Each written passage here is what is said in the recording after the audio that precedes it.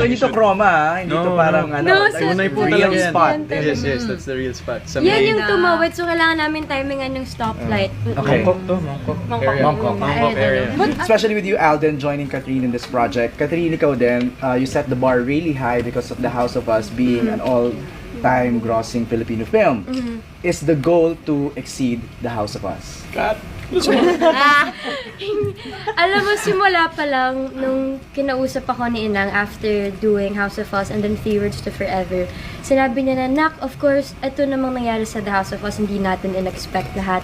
Sobrang thankful tayo sa nangyari. Pero, alisin natin yun sa isip natin na basta yung goal natin, gumawa tayo ng magandang pelikula. Okay. Huwag natin na kailangan maka 800 million, maka ganyan. Kasi, hindi rin namin in-expect yun sa House of Us. So, yung importante, material. And niniwala ako sa material na to. And super proud ako sa material na to. So, yun, more than the sana maging successful, sana tanggapin ng tao, pero sana maraming makarelate. Alam mo kung kaya ako natanong, parang 2 days ago, I was tagged by a photo ng isang fan ng mga reserved na block screenings already. Sobrang dami na po.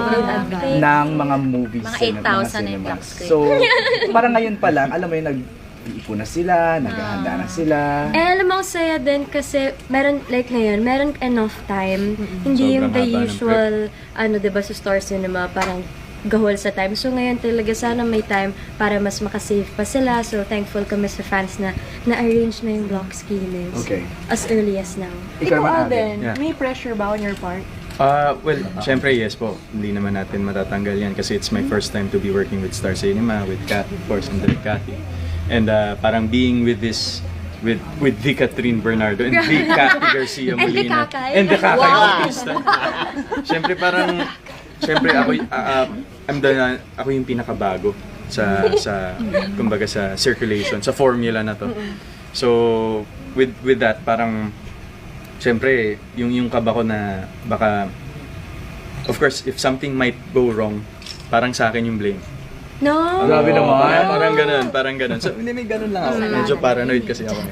But, like what Kat said, we really believe in the material.